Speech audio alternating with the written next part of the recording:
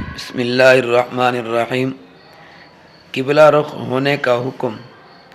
وَإِذْ جَعَلْنَا الْبَيْتَ، اور جب بنایا ہم نے بیت اللہ کو مَثَابَةً لِلنَّاسِ، لوٹنے کی جگہ لوگوں کے لیے، وَأَمْنًا، اور امن کی جگہ۔ کعبۃ اللہ کے متعلق تو تفصیلی بات آگے آئے گی انشاءاللہ۔ ابھی صرف اس قدر سمجھیں کہ تمام لوگوں کو نماز کی حالت میں کعبۃ اللہ کی طرف چہرہ کرنا ہے،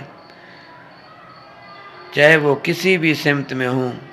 ہم کعبۃ اللہ سے مشرق کی جانب رہتے ہیں، اس لیے ہم مغرب کی طرف چہرہ کرتے ہیں، اور جو لوگ مغرب کی جانب رہتے ہیں وہ مشرق کی طرف چہرہ کرتے ہیں، اور جو حضرات شمال کی طرف رہتے ہیں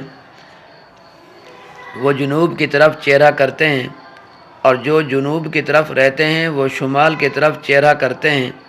اگر نمازی کو کعبۃ اللہ سامنے نظر آ رہا ہو تو پھر عین کعبہ کی طرف رخ کرنا یہ کیا ہے؟ فرض ہے، واجب بھی نہیں ہے، سنت بھی نہیں ہے، نفل بھی نہیں ہے، بلکہ کیا ہے؟ فرض ہے۔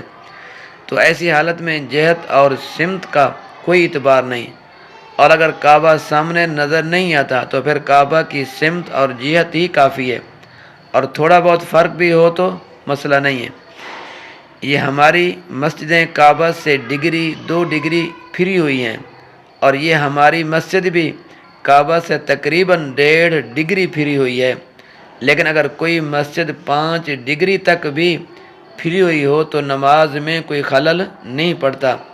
البتہ جو نئی مسجدیں بنائی جائیں تو کوشش کرنی چاہیے کہ ان کا رخ اور سمت صحیح کعبہ کی طرف ہونی چاہیے، اور وہ قبلہ نماز کے ذریعے معلوم ہو جاتا ہے۔ بیت اللہ کی تعمیر، تو اللہ تعالیٰ فرماتے ہیں وَاتَّخِذُوا مِن مَّقَامِ إِبْرَاهِيمَ مُصَلًّى، اور بناؤ تم ابراہیم علیہ السلام کے کھڑے ہونے کی جگہ کو نماز کی جگہ۔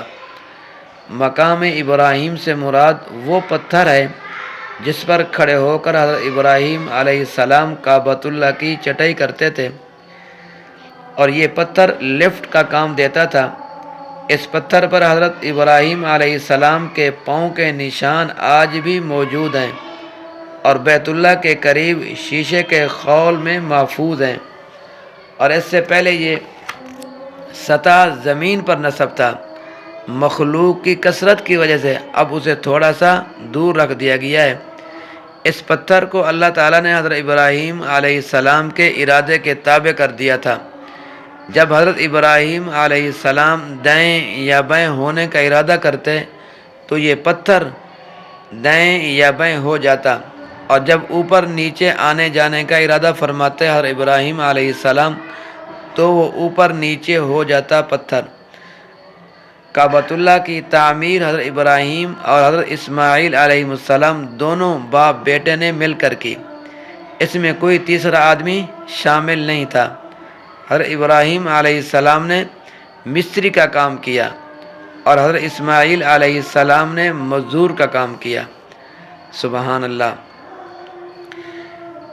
مقام ابراہیم علیہ السلام کے 2 نفل۔ حضرت عمر رضی اللہ تعالی عنہ نے حضرت صلی اللہ علیہ وسلم کے سامنے اپنی خواہش کا اظہار کیا کہ حضرت مقام ابراہیم کی جگہ ہم نماز نہ پڑھیں، یعنی جی چاہتا ہے کہ یہاں 2 نفل پڑھیں۔ تو اللہ تعالیٰ نے حضرت عمر رضی اللہ تعالی عنہ کی خواہش کے مطابق حکم نازل فرمایا کہ مقام ابراہیم کو تم نماز پڑھنے کی جگہ بنا لو۔ سبحان اللہ۔ 21 مقامات ایسے ہیں، 1 2 3 10 نہیں، بلکہ 21 مقامات ایسے ہیں جن کے متعلق احکام اللہ تعالیٰ نے حضرت عمر رضی اللہ تعالی عنہ کی خواہش کے مطابق نازل فرمائے ہیں۔ سبحان اللہ۔ واہ عمر، تیری جرأت کو سلام، تیری بہادری کو سلام۔ ایک مسئلہ یہ ہے کہ جب آدمی طواف کے ساتھ چکر پورے کر لے تو مقام ابراہیم کے پاس 2 رکعت کیا کرے؟ 2 رکعت پڑھنی ہے۔ تو اللہ تعالیٰ فرماتے ہیں وَعَهِدْنَا إِلَىٰ إِبْرَاهِيمَ وَإِسْمَاعِيلَ، اور ہم نے تاکید کی ابراہیم اور اسماعیل علیہ السلام کو ان طہرا بیتیا، کہ پاک رکھو تم دونوں میرے گھر کو ظاہری اور باطنی نجاستوں سے۔ باطنی نجاست کیا ہے؟ یہ شرک ہے۔ قرآن پاک میں آتا ہے انما المشرکون نجس، پختہ بات ہے کہ مشرک پلید ہیں۔ ظاہری طور پر یہ کتنے صاف نظر آتے ہیں کہ بدن اور کپڑے صاف ہوں، لیکن دل میں نجاست ہوتی ہے، اور دل پاک نہیں ہو سکتا چاہے 7 سمندروں میں غسل کر لیں، جب تک وہ تہہ دل سے کلمہ طیبہ نہیں پڑھے گا، یعنی لا الہ الا اللہ محمد الرسول اللہ۔ تو فرمایا کہ میرے گھر کو پاک رکھو، کن کے لیے؟ للطائفین، طواف کرنے والوں کے لیے، والعاکفین، اور اعتکاف بیٹھنے والوں کے لیے، والرکع السجود، اور رکوع اور سجود کرنے والوں کے لیے۔ رکع یہ راکعون کی جمع ہے، اور سجود یہ ساجد کی جمع ہے۔ تو اللہ تعالیٰ نے دونوں بزرگوں کو حکم دیا کہ کعبۃ اللہ کو پاک رکھنے کا، اور پھر یہی حکم قیامت تک آنے والے لوگوں کے لیے کہ اللہ تعالیٰ کے گھر کو ہر قسم کی نجاست سے پاک رکھیں۔ اللہ تبارک و تعالیٰ میرا اور آپ کا حامی و ناصر ہو۔